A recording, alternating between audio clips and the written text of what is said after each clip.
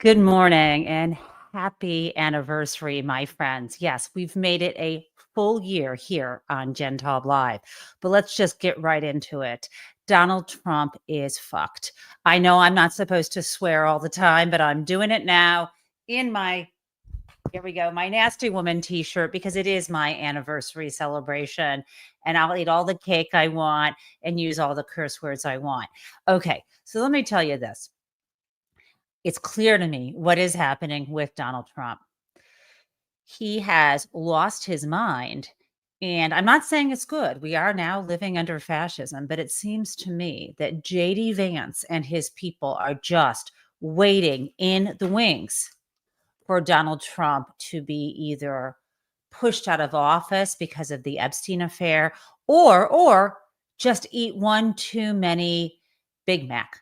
And so yes, JD Vance right now thinks he is just one Big Mac away from the presidency. And while we wait for this to play out, the internecine fights in MAGA, let me tell you that it doesn't look good for Donald Trump's attempt to deflect and push away his connection to Jeffrey Epstein and his likely moral and criminal culpability involved in the sexual assault of young women and the rape of minors. Okay, so let me tell you why I'm saying this. Donald Trump yesterday was slammed in federal court.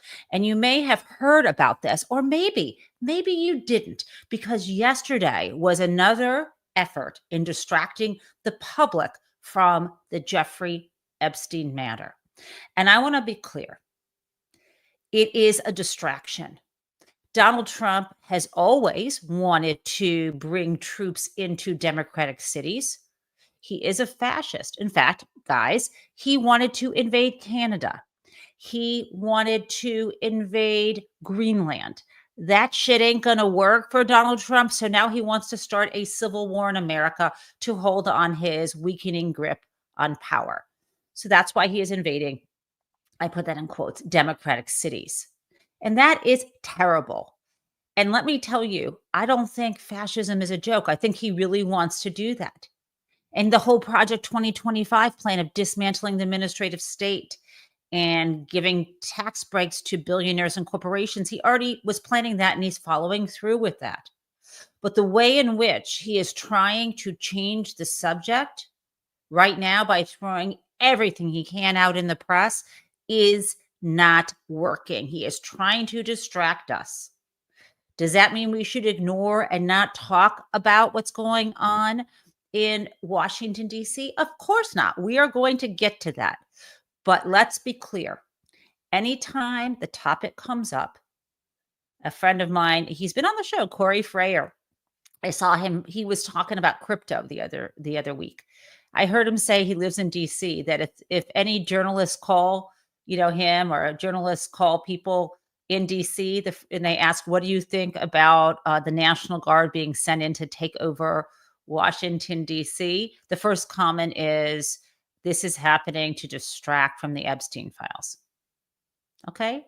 Facts are facts. I got more for you on that. But first, let's talk about the lead story. A federal judge in New York slammed Donald Trump.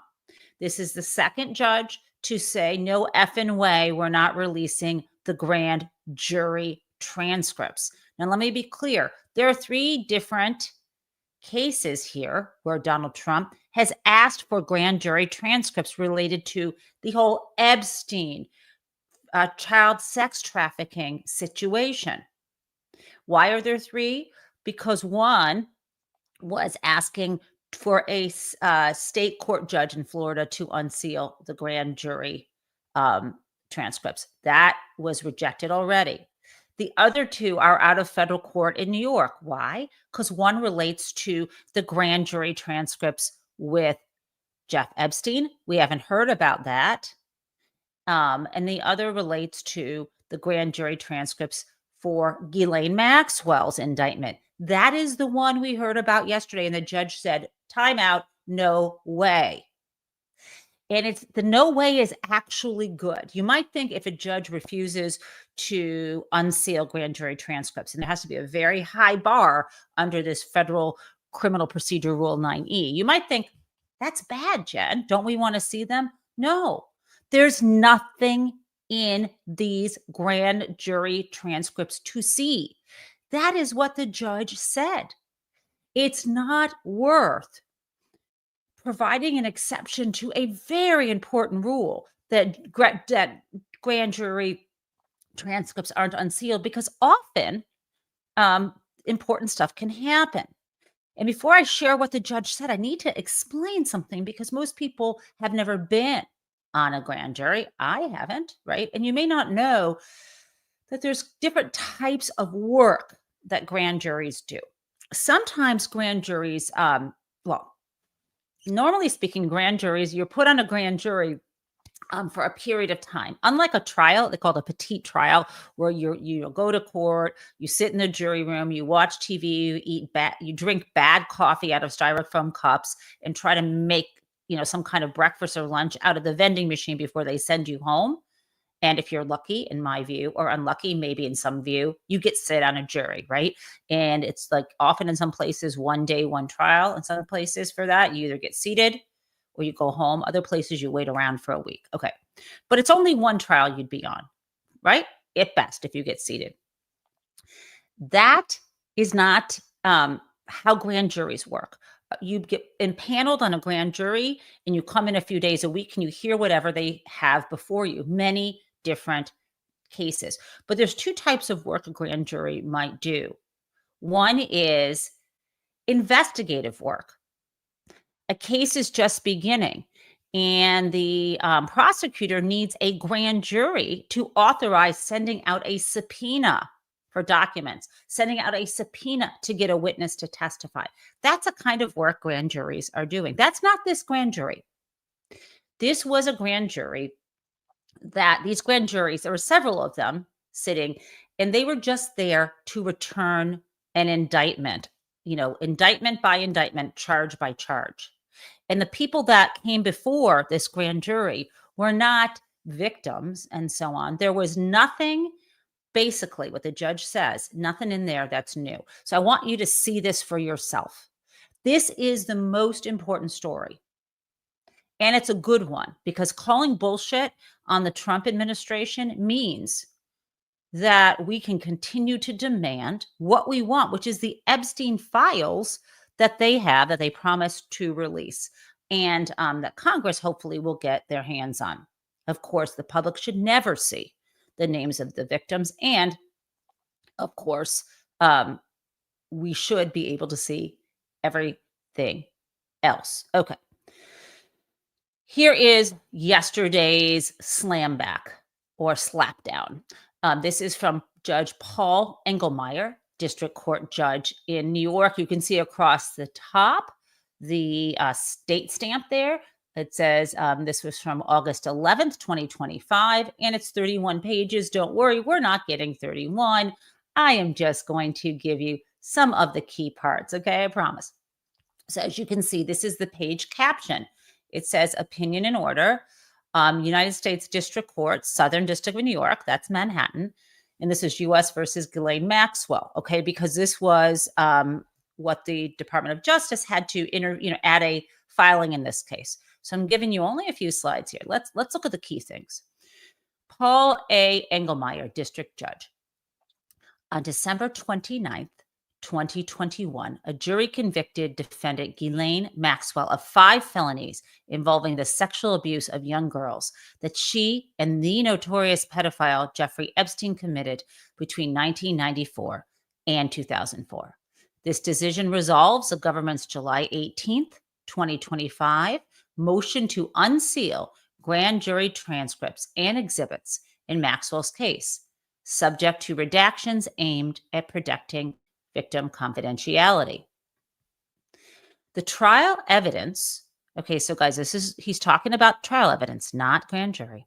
The trial evidence focused on 6 girls, including the 4 testifying victims who suffered abusive sexual contact as a result of Maxwell's criminal actions. Jane, Kate, Annie, Carolyn, Virginia, and Melissa. It established that Maxwell had been instrumental in an approximately decade-long scheme with Epstein to entice, groom, transport, and traffic numerous young women and underage girls to engage in sexual activity with Epstein. Maxwell helped identify vulnerable girls. Let me just say this. Ghislaine Maxwell helped identify vulnerable girls for abuse, targeting those who faced difficult family circumstances, including financial hardship, substance abuse disorders, and prior sexual abuse. Ghislaine Maxwell purported to befriend the girls, to gain their trust, and create the illusion of friendship and responsible adult supervision, while isolating them from others. She then manipulated that trust to normalize sexual abuse by Epstein and herself, often through the pretext of giving Epstein massages. Maxwell personally participated in acts of sexual abuse, including, for example, instructing then 14-year-old Jane how to touch Epstein's penis during a massage and touching Jane's breasts herself. Maxwell and Epstein also paid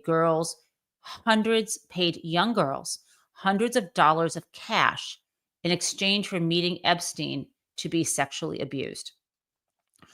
Once a girl was introduced to these sexualized massages, she was offered more money if she brought other girls to engage in sexualized massages. Maxwell also fostered a culture of silence at Epstein's various households where sexual abuse occurred, directing employees to see nothing, hear nothing, say nothing.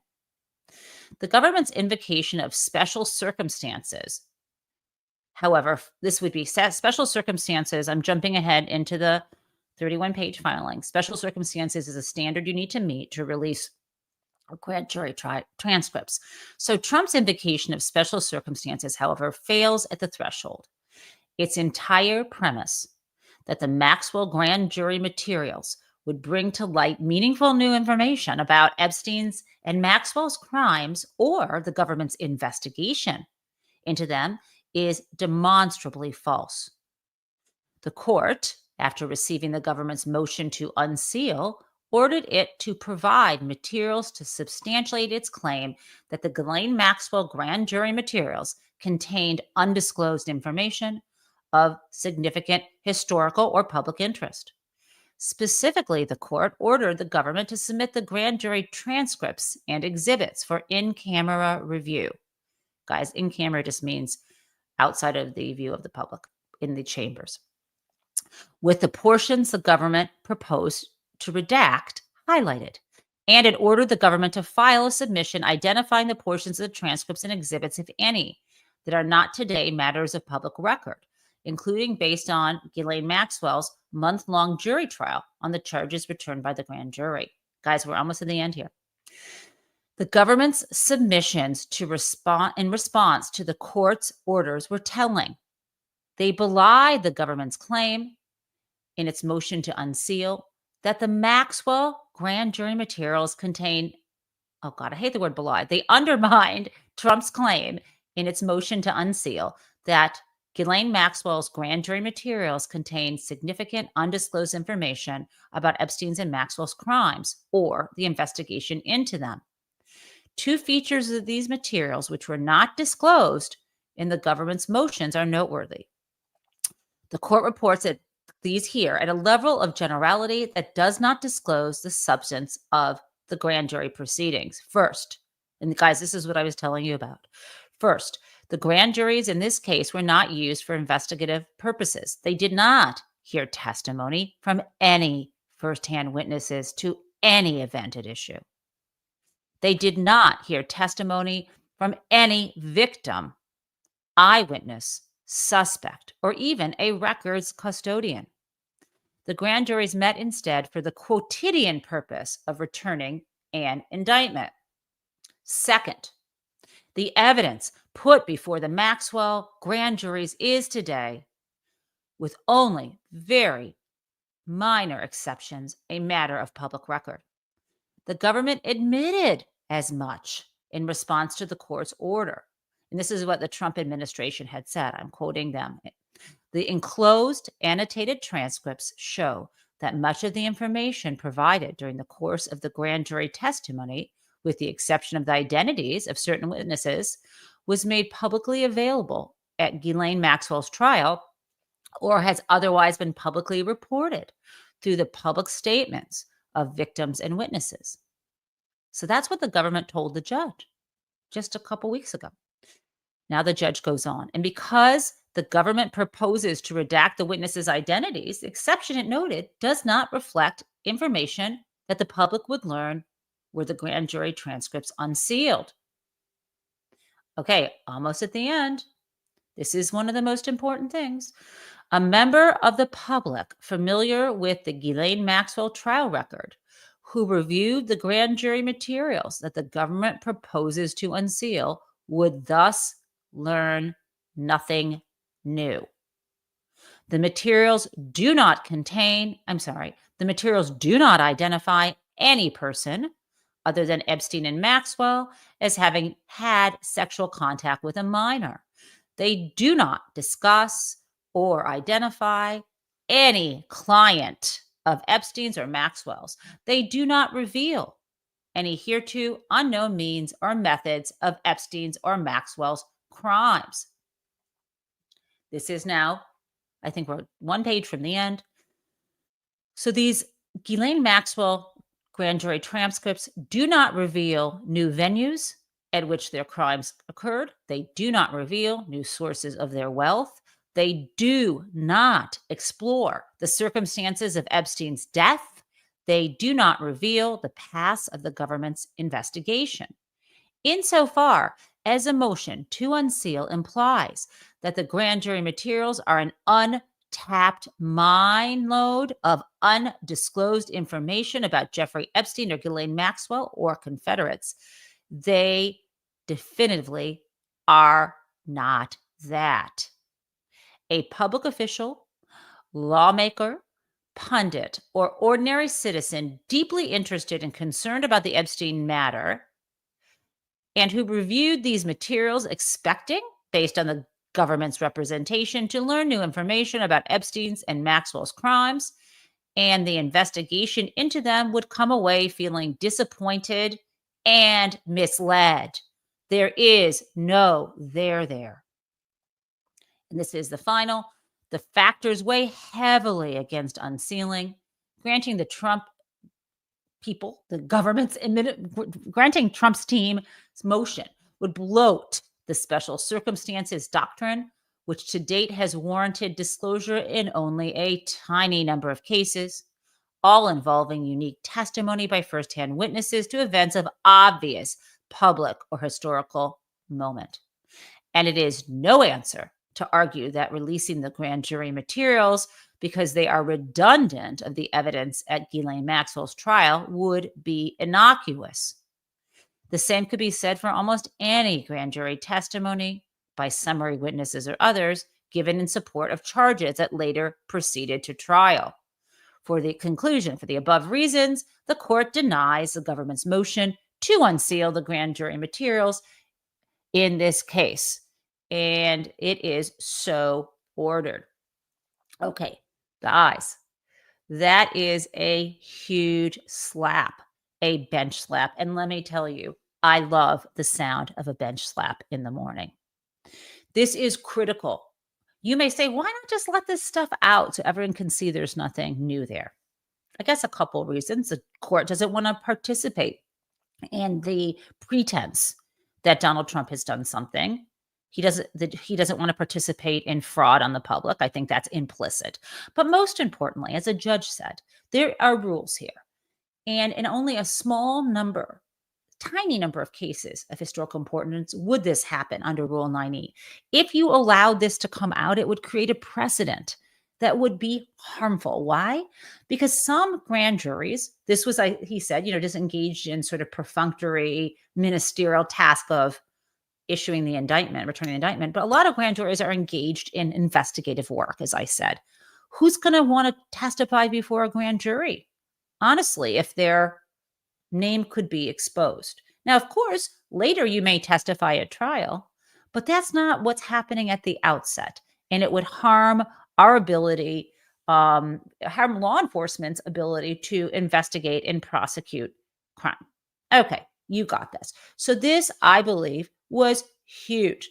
And Donald Trump is trying to avoid talking about it now, and his team has got him onto other topics. So let's just start with some of those. This show is about law, money, and snark. I gave you some law. I need to give you some money as well. And let's start there. Trump always chickens out. Let's talk about the tariffs. Oh, thank you. Thank you so much, Tesla's Taco. That's so nice. And yes, guys, I got crossed the 10,000 mark thanks to the constant reminders that are so great from Jason. Thanks to the new work from AJ as one of the mod squad. And of course, thank you, Deb. All of you have brought to this and everyone here. Now, let's be clear. Trump always chickens out.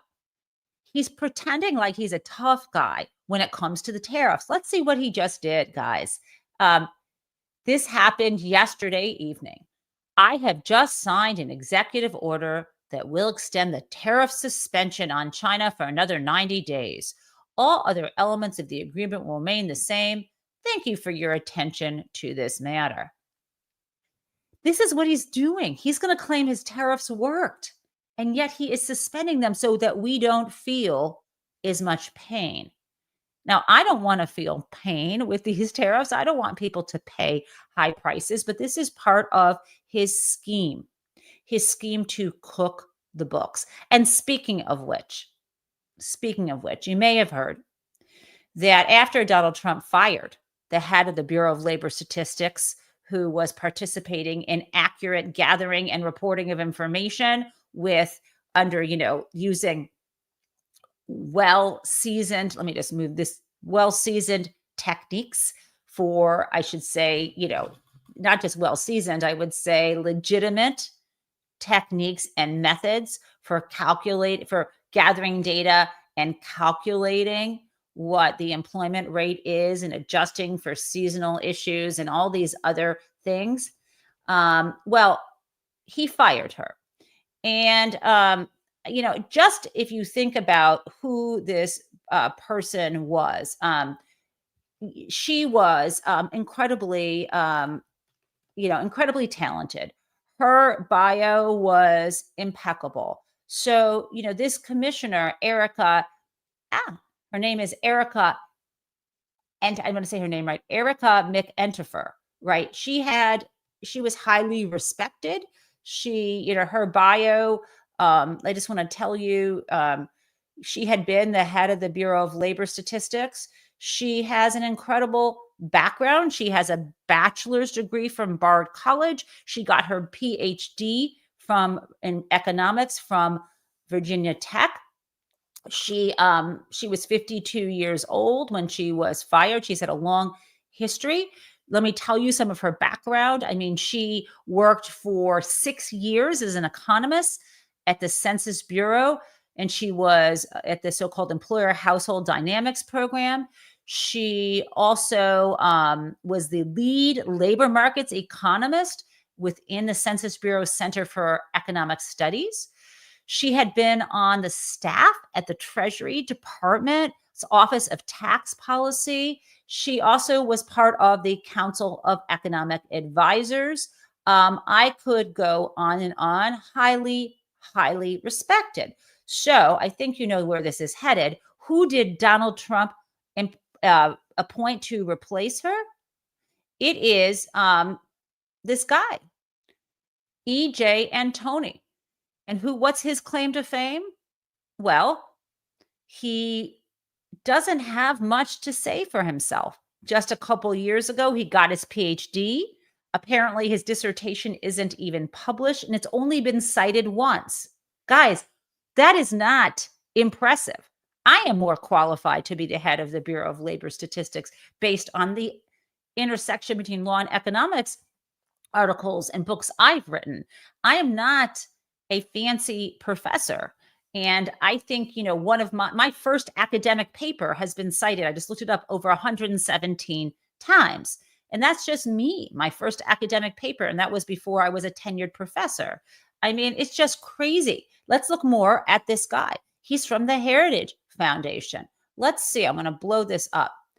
Brian Tyler Cohen mentions this when this appointment happened. Trump just announced a new head of labor statistics after firing the previous one for reporting that jobs are down. Why did he hire E.J. Antoni? Because he's from the Heritage Foundation. You might remember they made Project 2025. Now, I want to share with you this. This is people from the actual Heritage Foundation who used to work there have said this. My first paycheck in DC was from Heritage. I had so much respect for how they were trying to apply principles to governing. I'm sorry to say that now you'd be justified to assume the worst about a Heritage Foundation nominee. Now, you have tons of economists just balking at this guy being appointed. But of course, he's not being appointed to do a good job. He's being appointed to say whatever Donald Trump wants him to say. And he is not wrapping himself in glory at this moment. I've got to show you this chart. It's a little bit in the weeds. So you got to see this. Just yesterday, a guy named Joey Politano said, and quote unquote economist so dumb, I had to explain to him how the import price index works last month, will now lead the Bureau of Labor Statistics. Kill me. So let me explain what this chart says. Below, this is E.J. Antoni, this PhD. He puts his, by the way, he puts anyone who puts PhD in his blue sky, account name is a little weird. But he just said import prices just came in way below expectations. June was up just 0.1%. Whatever he said is he's looking at this chart and you can see, do you see the red chart, the red line, and it's showing import prices were down. But this is really stupid because as Politano notes, import prices, what those measure is actually the price, and I'm going to pop in here, that number there, the import price number that goes down isn't the price of goods that we pay. The import price is the price the manufacturers overseas are charging for their goods. Okay? That means that the manufacturers are not eating the tariffs. If they were eating the tariffs, then that had already been imposed. I mean, this guy's implying, look at those numbers are low. That means you're not paying as much. It is the opposite. Any tariff then was not being eaten by the manufacturer. It was being either eaten by the U.S. importing company, a U.S. business, or us, the consumers. This is the dipshit they have running the Bureau of Labor Statistics. Now, I wouldn't have known what this price index was. I'm not a PhD economist, but 20 seconds of looking at a flippin' slide on Blue Sky, I can see how unqualified this man is. Okay, I've got more shit for you guys today. So Donald Trump, again, is trying to distract us from the court ruling yesterday that slammed him, and also the fact, and we have talked about this many times, that he was for over a decade Jeff Epstein's best friend, that Donald Trump talked directly to 10-year-olds saying, one day I'm going to date them. We know Donald Trump was creepy, owned teen beauty pageants and walked in when the teenage girls were naked and undressed. We also know that he said his floor on dating anybody when he was in the Howard Stern show was 12 years old. We also, it goes on and on and on. Okay. And we also know that he is in the Epstein files and that he has gotten his name redacted. So if we see them, he won't be there. I could go on and on with this, guys. So he is trying to distract from this, and it's not working. But at the same time, what he is using as distractions is extremely harmful. Okay? It is. So I want to be clear about that. But before I get to the stuff that's going down in DC, the goal of it ultimately imposing martial law or the equivalent on US cities, I need to continue for a bit because I think you're going to appreciate this on this guy who came from the Heritage Foundation. When I launched this show a year ago, it was about a week before the Democratic National Convention in Chicago, which I attended. And as you know, at that convention, Kenan Thompson did incredible, like 6-minute presentation on Project 2025, what it was going to do, what its goals were. And the Democrats worked hard, and people were angry about Project 2025. And the mainstream press blew it off whenever Donald Trump said, we're not doing that. They said, oh, they're not doing that. Well, guess what? The Heritage Foundation is basically controlling the government agenda or the concepts. Project 2025 is being implemented, right? We're killing vaccines. We're basically deregulating controls on clean air. We're destroying the administrative state, destroying the Department of Education. It was all laid out there. And so I want to share with you, for old time's sake, I don't know if we should laugh or we should cry, but I need a little laughing. I want to share with you right now, Kenan Thompson from a year ago at the DNC telling us about Project 2025. And let me share that screen for you. You're going to love it. It will be a reminder of what has been done and what is ahead. And this is what they're doing, clearing the way for J.D. Vance after Donald Trump has one hamburger too many. Here we go. Let me get to Kenan Thompson. And here we go, guys.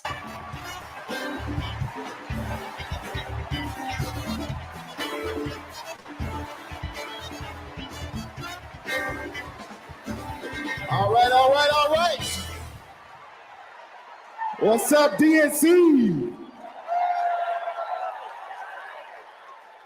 All right.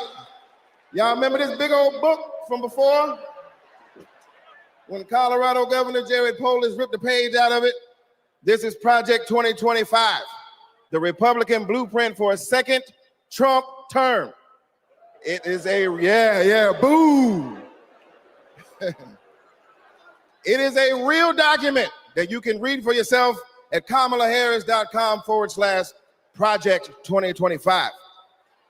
You ever seen a document that could kill a small animal and democracy at the same time? Here it is. You know how when you download an app and there are hundreds of pages there that you don't read, it's just the terms and conditions, and you just click agree, right?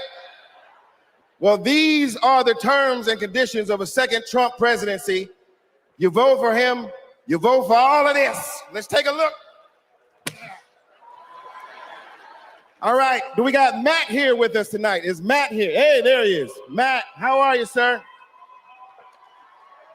All right, Matt. Now, Matt, I understand that you work as an AV tech in Nevada, and you make a decent hourly wage, is that right? Oh, I don't know if we can hear Matt. Can we hear Matt? So who's gonna fix it? Keep speaking, Matt, till we can hear you. Okay, that's good. I guess we're gonna move on from Matt. And this is Becky. Becky, can we hear you? Hi, Kenan. It's great to be here. Thank you. All right, good. Now, Becky, you're married, correct? I am. Me and my wife have been together for about 8 years. Oh, that's amazing. Very, very cute. Thanks. But I have got some bad news for you. I hate that. On page 584, Project 2025 calls for the elimination of protections for LGBTQ plus Americans.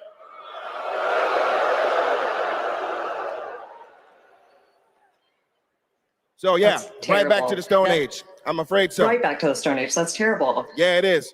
Thank you, Becky, for being here and making that wonderful point.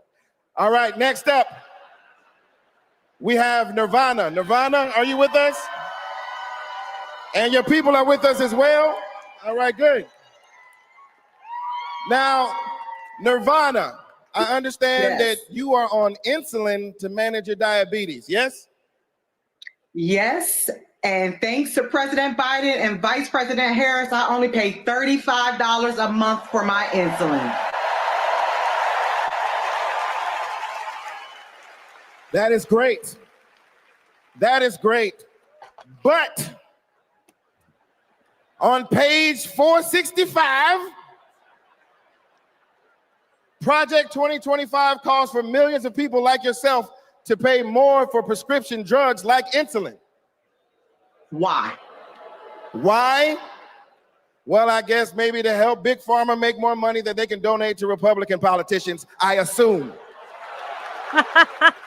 Yeah, that makes sense. Yes, unfortunately, it does make sense. All right, let's talk to Anita. Anita, are you there?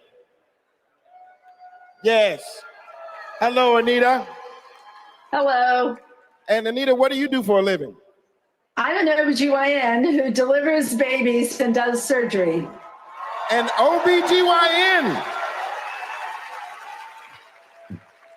She is an OBGYN that delivers babies. Uh-oh. Uh-oh, yeah, it's bad news, isn't it? It sure is. On page 459, Project 2025 resurrects a law from the 1800s called the Comstock Act to ban abortion nationwide and throw healthcare providers in jail.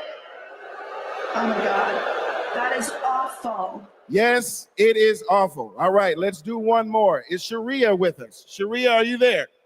Hey, Keenan, I'm here. Yes, Sharia, I love it. All right, let's talk to you. I understand that you work for the federal government? Yes, sir. I'm in the United States Department of Education. I'm a proud civil servant and a proud union president.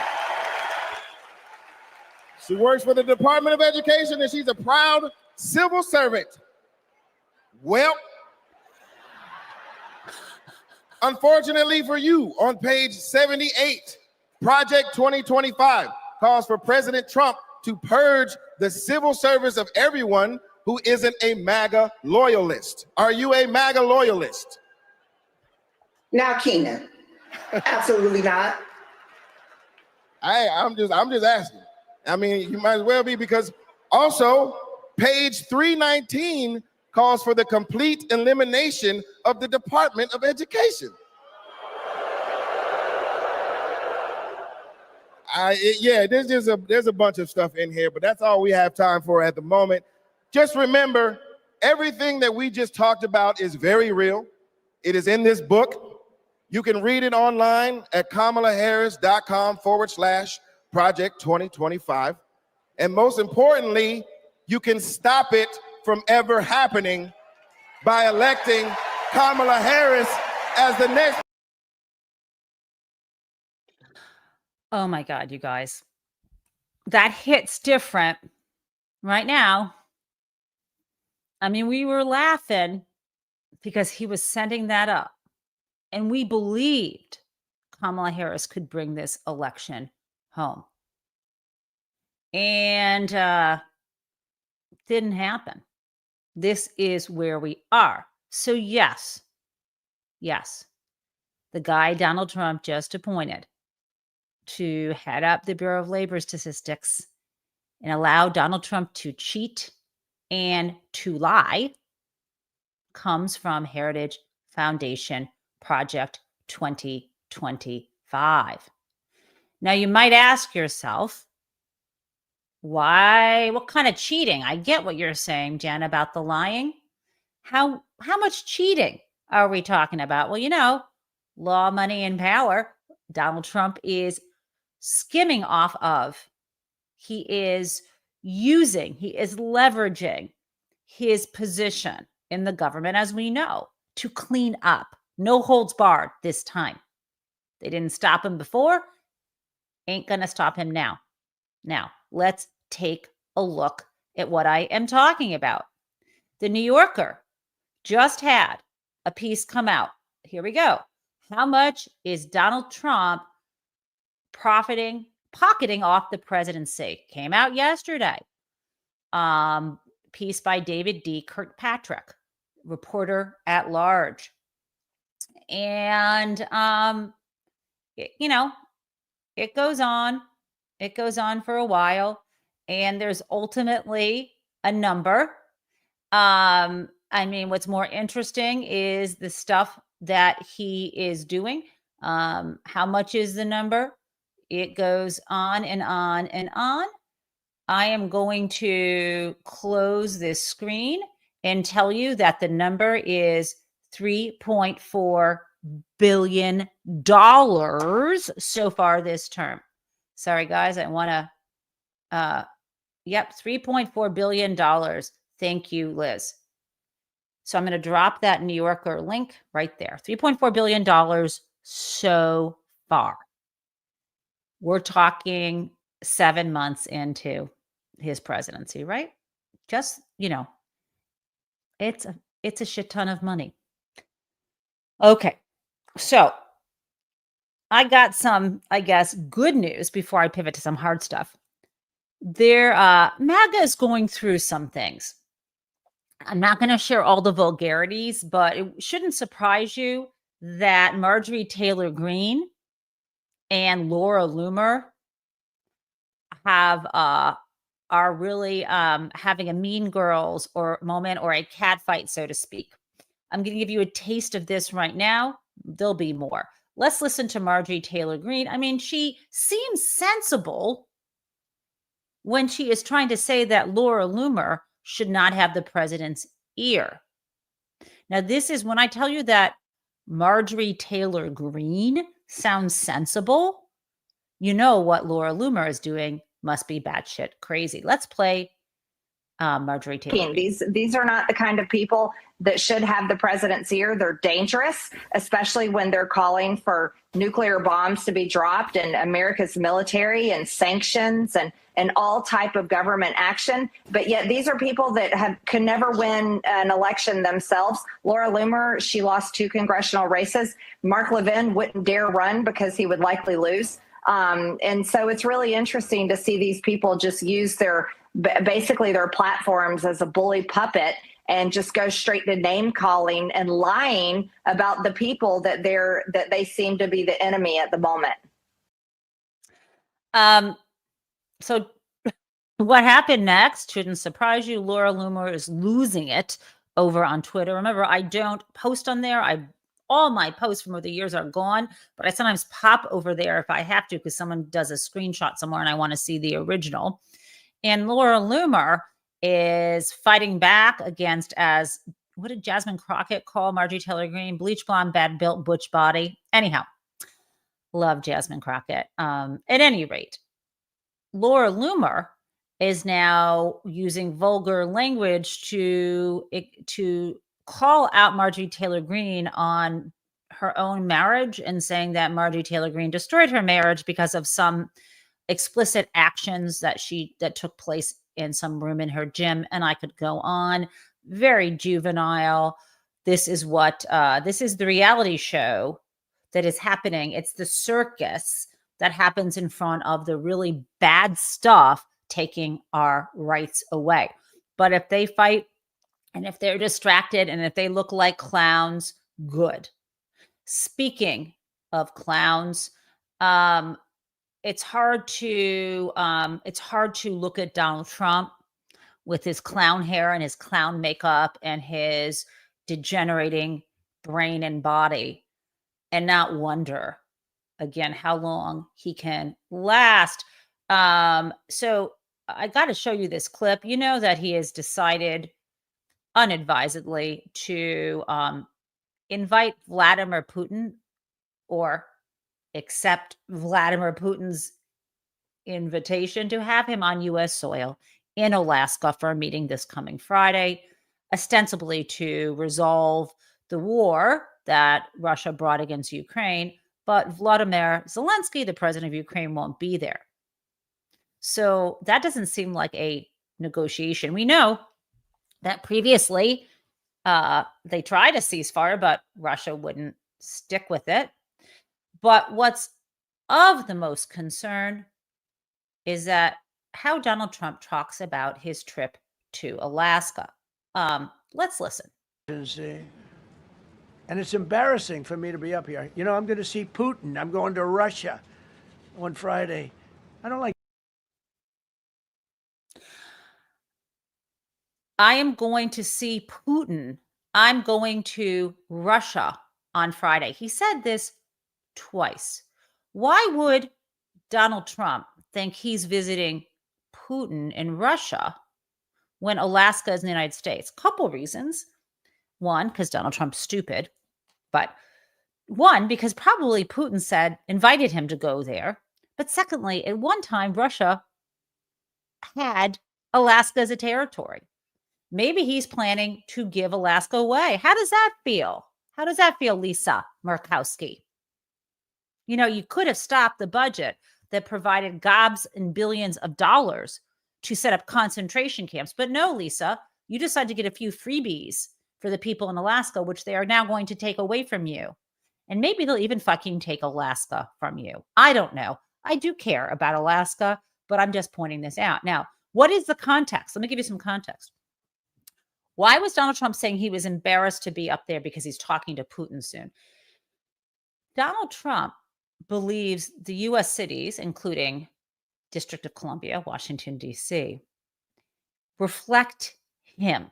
He wants everything to look cleaned up and tidy and have no homeless people and no crime other than white-collar crime and his child sex abuse in the cities, because it's a point of pride. It's a part of fascism to try to control everything everywhere. And he's also, of course, concerned, he says, about crime in the cities. Now, let's listen to what he said there, and then we're going to jump into the excuse that he's given to take over DC. This is a step-by-step. The trial balloon started in California, then moving to DC. Let's play this full clip that I just showed you part of. And it's embarrassing for me to be up here. You know, I'm going to see Putin. I'm going to Russia on Friday.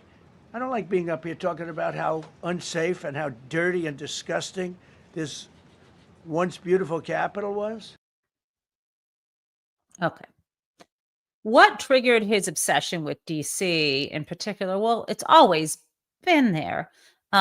This is another reason why DC should have been a state. But the specific recent triggering event is that kid in his 20s from Elon Musk's shop, from Doge.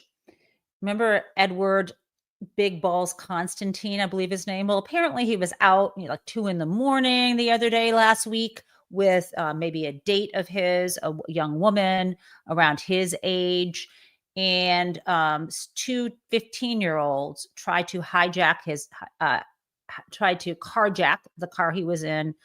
And then the police came and caught them.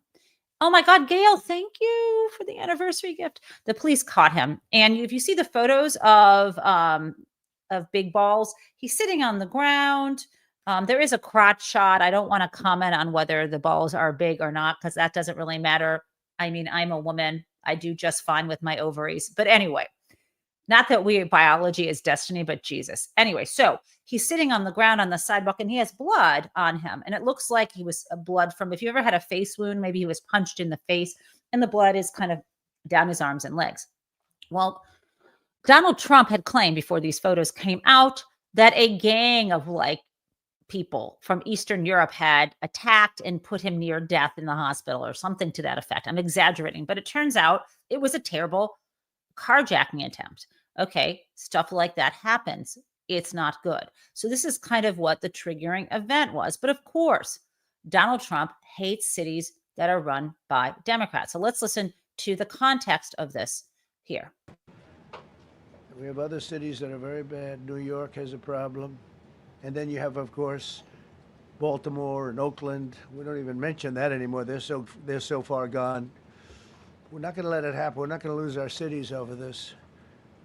And this will go further. We're starting very strongly with D.C., and we're going to clean it up real quick. very quickly as Okay. Doesn't he seem a little low energy? Something really wrong with him. Let's give this some context. What's going on here? I'm going to share with you what Jamie Raskin, congressman from Baltimore, Maryland, right near DC, has to say. I got two clips for him on with, I always say her name. I want to say Casey Hunt. It might be Cassie Hunt. I always get her first name wrong. Let's play it. I agree. You know, you can't feel safe enough, especially these days. The question is who you trust to promote your security and public safety. Is it the mayor and the council and the people who actually report to people who live there? Or do you trust Donald Trump to do that? Because, you know, his attention span is like, 32 seconds. And then he's going to be off to talking about the tariffs, or he's going to be off and talking about something in Los Angeles or whatever. I mean, you've got to trust the local officials to do this. And, there's something that's very fraudulent about what's taking place. He also wants to use it as the basis for taking over police departments and local governments across the country. He's mentioned, I think, Chicago, Detroit, Baltimore, San Francisco, Los Angeles. I mean, at least in DC, there's a very thin pretext for doing this because of the emergency powers that are in the Home Rule Act. I don't think it's justified, but at least that exists. It doesn't exist for all of those other cities. And yet he somehow wants to establish the precedent with the nation's capital where he's got these special powers. Okay, so that makes sense. And Jamie, I did not hear him mention Detroit the other day. Please don't get that idea in his head. Detroit knows what it's like to have an onerous, broader, larger government try to take over. There was this period of time when the governor of Michigan, not Whitmore, but before Whitmore, had appointed this kind of special manager of Detroit. That did not go over well. And in fact, that special manager was a precursor to Detroit's bankruptcy. Thank God Detroit is doing amazing now. I can't tell you how great it is here, and you should come here. It's great to live in a truly diverse city where there is African-American leadership. In fact, the leading candidate to replace Mayor Duggan, who's been a fabulous Detroit mayor, he's running for governor now. The person who's likely to replace Duggan, who is the way our primaries work, I don't need to get into details, but Mary Sheffield, who was on the city council, happens to be a Black woman. I love Detroit, and Donald Trump better stay the F out of here. Okay, now I want to share with you, though, the reality here.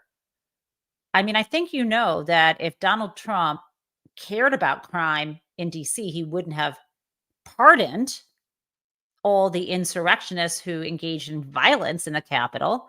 And Donald Trump, who now seems to have no trouble calling in the National Guard, way back on January 6th, he just sat in his dining room watching the television and eating, and didn't know how to do that and claimed he didn't have the authority. Let's play more Raskin right now on that point. In any event, if he really cared about public safety in DC, he would release the $1 billion he has held up and the Republicans have held up in funding for the local budget. That's all local money that they've put a hold on it. He would not have pardoned 1,600 insurrectionists and violent cop beaters on his first day in office, and he would not have sacked all of these experienced federal prosecutors at the U.S. Attorney's Office and the Department of Justice and replaced them with literal January 6 participants and lawyers for the January 6th defendants and other people who are clearly at odds with the actual public safety of people. Okay, it's a pretext. We all know that. Now, let's listen to the Fox News. I am not metaphorically saying this. The former Fox News hosts who are now speaking to this for Donald Trump. I'm sorry, but I'm going to have to play a little Janine Pirro for you. You may need to turn the volume down. Other cities, violent cities, Chicago and New York City and LA and other cities that have defund, dismantled no bail laws. Well, look, our murder rate is like 5 times at least higher than New York City. We've got one of the highest murder rates in the country. We were the 4th largest a couple years ago. It continues. And what we've got here are people that are not even making complaints about the quality of life crimes, whether it's shoplifting or damaging property or an attempt at a carjacking. They don't even call the police. Okay. I need to call bullshit on her. If she'd used the Google, she would know. I mean, this is like, okay. And this is a website called usafacts.org. I haven't fact checked usafacts.org. This is data.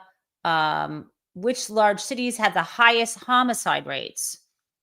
Shelby County. So in Memphis, Tennessee, which is in Shelby County, St. Louis, Missouri, Baltimore, Maryland, Washington, D.C., and then Birmingham, Alabama. Now, I think you also know that crime rates are significantly down in D.C. Let me continue with Piro. There'll be no number that's acceptable to her. Been seeing most of the crime that's occurring. And the clearance rate on homicides, Sean, is a joke. These cases are not being solved. And so the message is, if you want to commit a crime, do it in D.C. Yeah. The message is, my lady, if you want to do a crime, do it in D.C., in the flippin' White House. Okay. Let us add something Pete Hegseth had to say, right? Because he is being asked, are you going to declare martial law now? And he tries to deflect this. He's also asked later, I'm not going to share this clip with you, what's going to happen to the homeless people? And he said, that's not my lane, because Donald Trump wants to remove the homeless people from the streets. Let's play this for you now. The question of martial law keeps getting raised by the left, that Donald Trump and Pete Hegseth, they want to impose martial law as authoritarians would. Mm-hmm. To that you say? To that I say, look at Los Angeles. They said the exact same thing. Oh, look, 4,000 troops, California National Guard. Oh, look, the Marines. You can't put in the Marines. What? First of all, we did not say that they were going to declare martial law. In fact, right now, idiot, yesterday when he was saying this was day 1 of the trial, Newsom versus Trump, in which the question of whether the National Guard, which of course we know the Supreme Court said could be there lawfully, but did the National Guard violate the Posse Comitatus Act? This is not a guy who is following or wants you to follow the reality. We weren't talking then about martial law. The president didn't even turn to that statute. So I'm not even going to show you any more bullshit from him. I got one more thing before Crazy Town. We got to talk about Texas. So Governor Abbott of Texas, and what has to be the biggest flippin' gaslighting. I mean, Texas is the oil state, so I bet they're really good at the gaslighting. You got to hear what he says about the reason why they want to gerrymander the hell out of Texas. I mean, this is disgusting gaslighting, but you got to hear it. Here we go. And they instead align with the Republicans. What we want to do is to draw districts that give those Hispanics and African Americans in the state of Texas the ability to elect their candidate of choice. Well, that's not really, I mean, you're doing this to give Trump and Republicans in the House of Representatives 5 additional seats, right? I mean, that's the motivation, is to stave off any midterm election losses. Again, to be clear, Jake, the reason why we're doing this is because of that court decision. Texas is now authorized under law that changed, that was different than in 2021 when we last did redistricting. Under new law, as well as new facts that surfaced in the aftermath of the Trump election, showing that many regions of the state that historically had voted Democrat, that were highly Hispanic, now chose to vote Republican and vote for Trump, as well as other Republican candidates. Districts where the... Okay. This white guy on my television is trying to say that the reason why he's redistricting is because the African American and Hispanic communities are asking for this redistricting so they can vote for the candidates of their choice or they can get them elected? What kind of utter bullshit is that? So now, my friends, it is time for Crazy Town. We have two scoops of Crazy Town. Let's do it. I am so excited for this.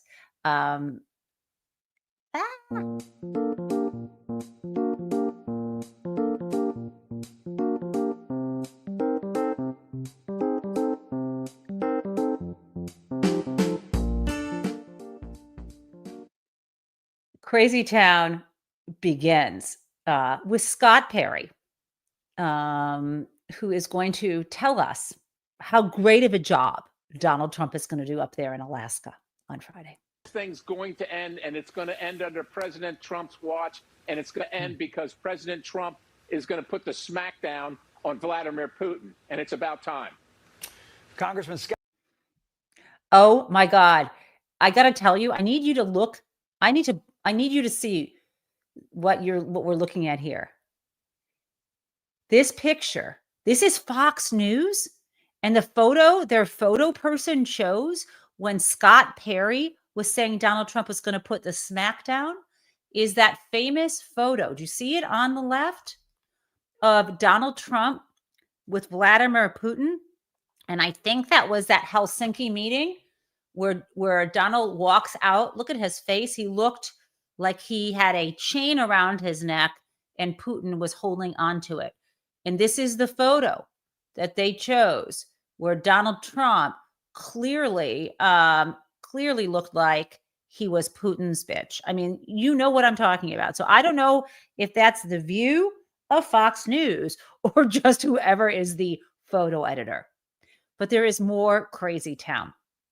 Now it is Donald Trump trying to talk about this, how the territory will be somehow divided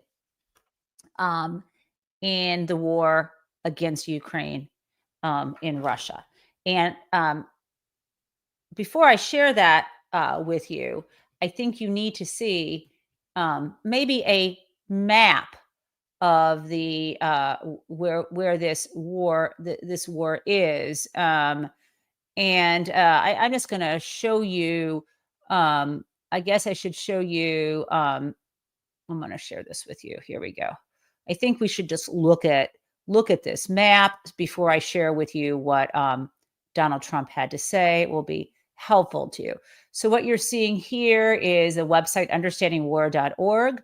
And you're seeing from August 9th, which was a few days ago on Saturday, the assessed control of terrain in the Russia-Ukrainian war. And the stuff here, I just want to blow this up a bit. The territory that is in the red blocked territory is assessed Russian-controlled Ukrainian territory. And then if you see the other stuff that is, it's also pink, but down here, it is assessed Russian advances in Ukraine, right? Okay, so we're looking at this here. I want to make clear that what you're seeing to the south of Ukraine is the Black Sea, right? And most of the war, if you can see the border of most of the war, if you look at that pink territory on the left, I mean, on the right, the white on the right of the pink territory is obviously Russia. And then the white on the left is Ukraine. And most of the war is, as you can see, is Luhansk, Donetsk. And you can see sort of the border of this war. Most of it is along that white territory, white area of landmass. And some of it is, of course, near the Black Sea. Okie doke. If you're ready now, I need to play you this batshit crazy town. But it's very complex because you have lines that are very uneven, and there'll be some swapping, there'll be some changes in land, and the word that they will use is, they make changes. We're going to change the lines, the battle lines. The word they use is they're going to make changes. They're going to make, that's 5 words. Okay, but let's listen. Maybe he has something to say in his low energy voice. Russia's occupied a big portion of Ukraine. They've occupied some very prime territory. We're going to try. Okay. That wasn't a big portion of Ukraine. You saw that, but let's continue. Very prime territory. I'll stop interrupting this bozo. Try and get some of that territory back for Ukraine. But they've taken some very prime territory. They've taken largely ocean, in real estate, we call it oceanfront property. That's always.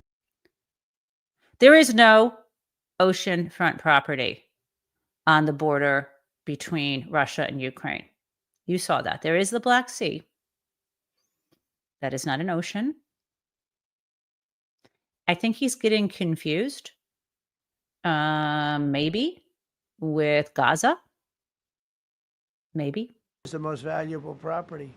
If you're in a lake, a river, or an ocean, it's always the best property. Well, Ukraine, a lot of people don't know that Ukraine was largely.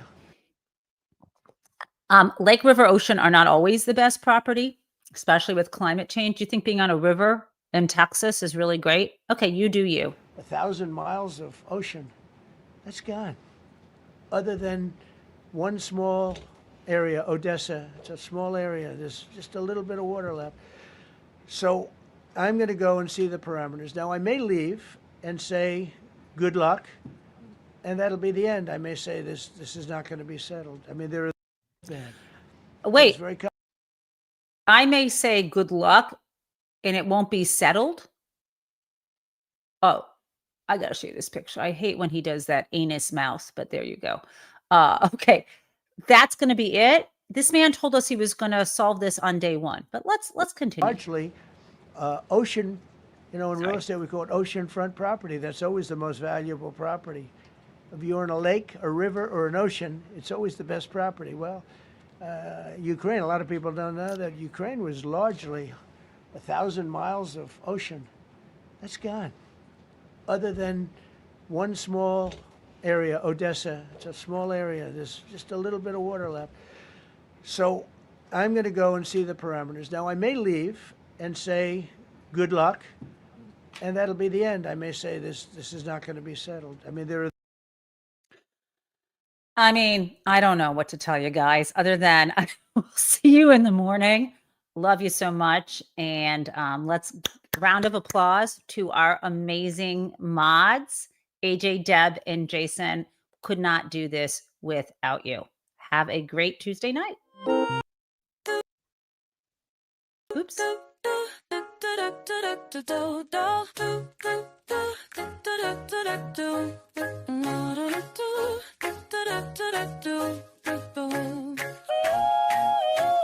Hello, prison mates. It's the Gen Taub Show. Well, welcome everyone. Let's learn about what is happening in politics yesterday and today. There was hope, and we are together in this democracy we work for.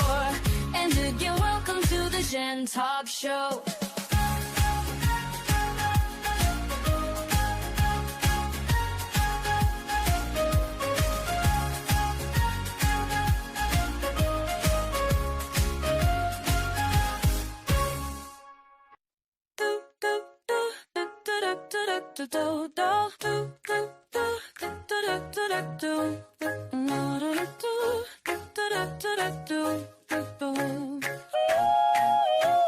Hello, prison mates. It's the Gen Taub Show. Well, welcome everyone. Let's learn about what is happening in politics yesterday and today. There was hope, and we are together in this democracy we work for.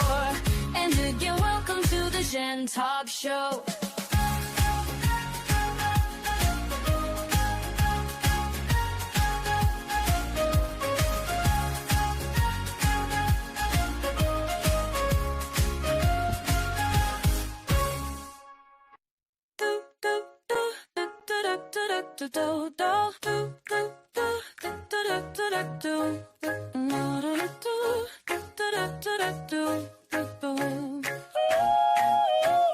Hello, prison mates. It's the Gen Taub Show. Well, welcome everyone. Let's learn about what is happening in politics yesterday together in this democracy we work for. And again, welcome to the Jen Taub Show.